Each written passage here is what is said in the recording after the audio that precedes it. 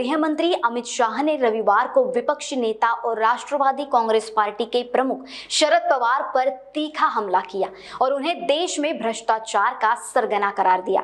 अमित शाह के बयान पर राकापा प्रवक्ता वेद प्रकाश आर्य ने महान्यूज 7 से बातचीत के दौरान क्या कुछ कहा, सुनिए। कल अमित शाह ने जो आदरणीय शरद पवार जी के लिए जो वक्तव्य किया, पिछला जब लोकसभा चुनाव था उस समय भी जब अमित शाह है तो उन्होंने शरद पवार साहब के लिए अपमानजनक वक्तव्य किया था। अभी भी आए तो इन्होंने पवार साहब के लिए कहा कि शरद पवार जी भ्रष्टाचारियों के सरदार हैं। सवाल यह उठता है कि शरद पवार साहब पे आज तक कौन सा आरोप लगा है जो उन्होंने भ्रष्टाचार किया है? एक भी आरोप उन पे नहीं लगा है। ये तो शरद पवार साहब की सहनशीलता है कि वे उसका कभी पलट के जवाब नहीं देते हैं और जो भी आता है ये शरद पवार पे अटैक करते हैं। शरद पवार साहब ने महाराष्ट्र में जितना काम किया है, गुजरात में जो भूकंप आया था तब भी शरद पवार जी को बुलाए थे। मोदी जी बारामती में जाके शरद पवार की जाके वहाँ तारीफ करते हैं कि शरद पवार ने बहुत अच्छा काम किया है। उनके जन्मदिन पे उनके गुणगान गाते हैं। जो जब उनका जन्मदिन था 75वां, तो मोदी जी ने कहा था कि बॉम्बे में जब अंडरवर्ल्ड का साया था तो उसे हटाने में शरद पवार की विशेष भूमिका थी। शरद पवार साहब कभी जेल नहीं गए, परंतु अमित शाह जेल में गए। उन्हें गुजरात से तड़ी पार किया गया।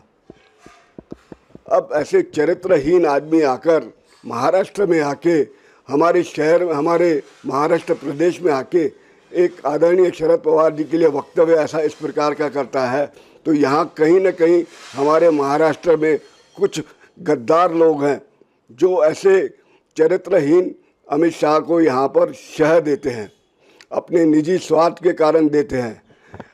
अगर हमने कभी मोदी जी के लिए नहीं बोला, इस तरीके से गंदे वक्तव्य किए, यह महाराष्ट्र की संस्कृति नहीं है।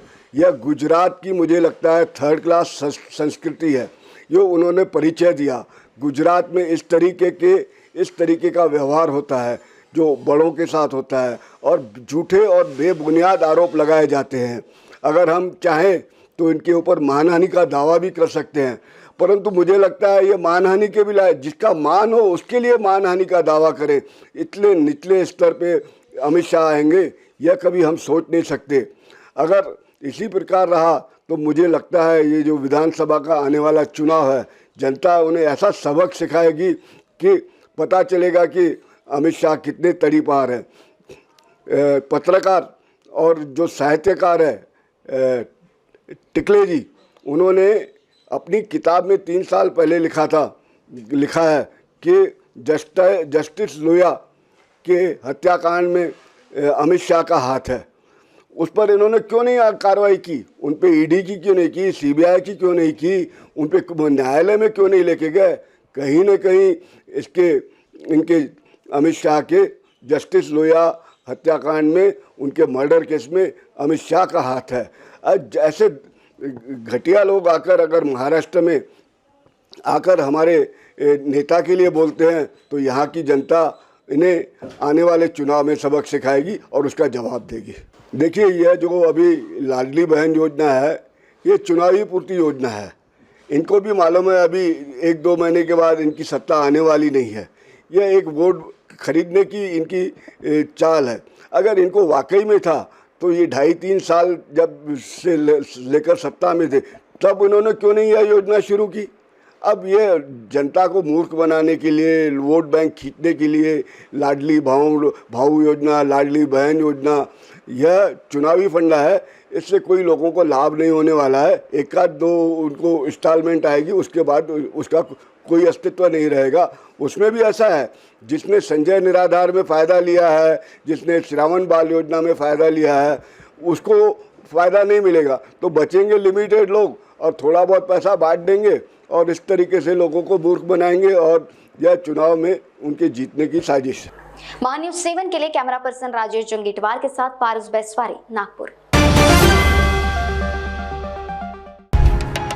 सचिन लाइफस्टाइल में शुरू हो गया एक जबरदस्त धूम धड़ाका सेल, जहां आपको सभी प्रकार के कपड़ों पर मिलेगा बाय 1 गेट 1 फ्री जैसे बेहतरीन ऑफर्स। सभी के मन को लुभाने वाले कपड़े अभी मिलेंगे एक ही छत के नीचे। इस अवसर का निश्चित ही लाभ उठाए और आज ही सचिन लाइफस्टाइल शोरूम में विजिट करें। Explore our extensive collection of high quality fabrics. Sachin lifestyle, हमारा पता रमानगर, शताब्दी चौक, बेलतरोड़ी, नागपुर।